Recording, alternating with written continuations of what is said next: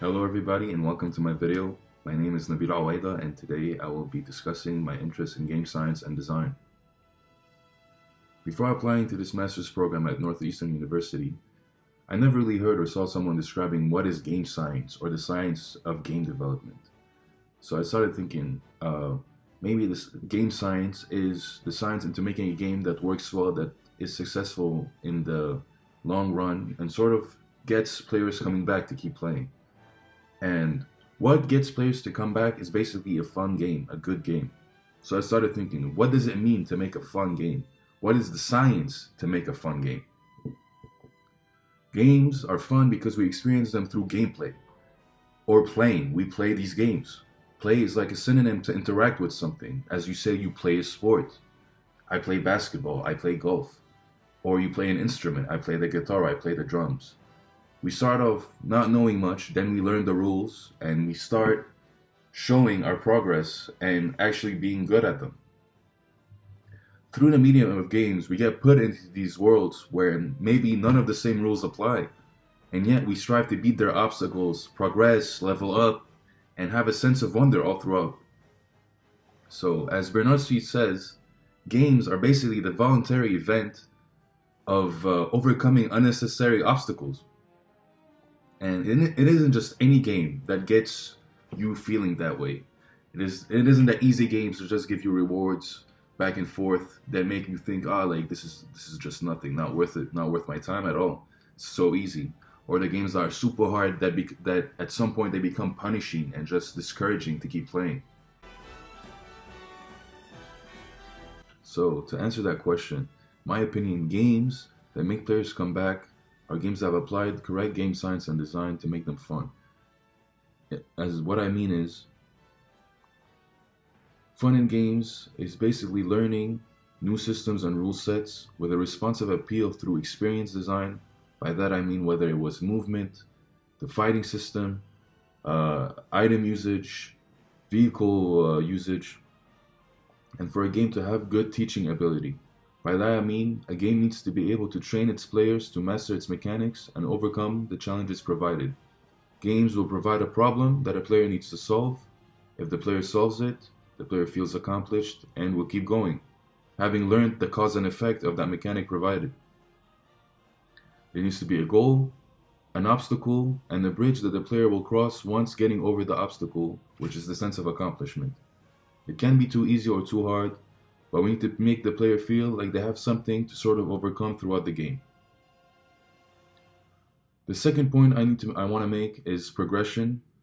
Feeling like you made progress throughout the game will show through leveling up or other means. Indicating progress is like a sort of reminder that you are reaching your goals, you are leveling up, and without it, I think players might feel like they're repeating themselves and that what they're doing is just a mundane task. And finally, there needs to be this sense of wonder in a game, not knowing what's coming next, which I think roguelikes have been really pioneering and being the champions of this feeling nowadays, such as games like Returnal, Binding of Isaac, Hades, and I would love to one day develop a sort of roguelike where there's monster taming involved, where every time you might pass out, your whole Pokemon team, let's say, is flushed out and you have to go through the world with new environments and new Pokemon to catch. Regardless though, I think roguelites are a big pioneer of having a sense of wonder in games nowadays. And I would basically say, fun in games is about learning about the systems provided and the rule sets provided by the developers. When we play these games, we are assembling our own rule sets through our gameplay. We learn these rules in the world, and we learn how these mechanics works. We have a sense of cause and effect now that we have experienced the game.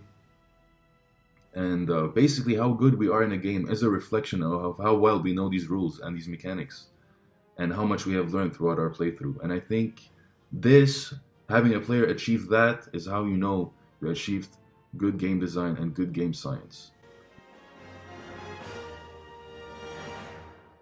Now that I'm went through this whole explanation, I want to focus on my specific interests in game science and design and what I would like to learn. To start, I would like to work in system designing and balancing. I would want to focus on building intuitive systems and balanced mechanics.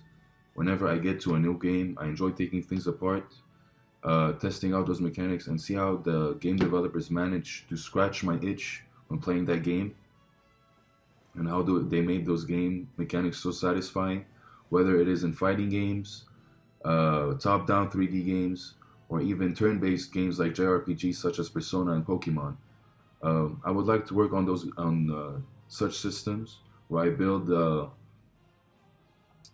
turn-based fighting, like for example, work on combat mechanics and balancing for the combat, balancing for enemy statistics, weapon values, and all of that sort of balancing work and system designing that I would like to be a part of.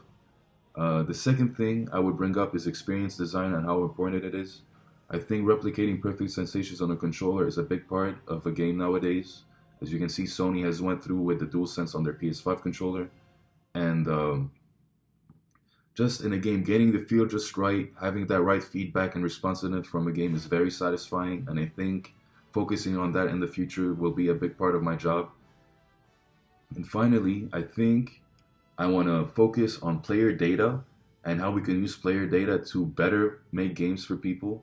One idea I have in mind is making a game where throughout, thanks to the mechanics we provided, the player will be able to have many choices on how to sort of tackle a task. Let's say going through a outpost or something, for example. They can go sneaky, guns blazing, or totally avoid the thing, or fight melee. And basically through player gathered data, I want to be able to build up the player character without the player having to go to a menu and select the skills they want. I want the gameplay itself to reflect the player's choices and use that to influence the player character and have a final build at the end of it. And maybe at the end, for example, have a boss that's generated based on the data we gather throughout the playthrough, and for it to be the ultimate challenge for the player. And I think at Northeastern, being able to learn how to gather gameplay data and how to sort of study and player data through the games is going to help me achieve that goal someday. And those were some of my main interests in game science and design. And I want to be able to provide players with satisfying gameplay, make them always come back to play my games, and hopefully be part of the roguelike genre at some point.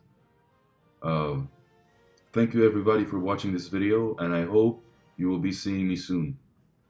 Have a good day.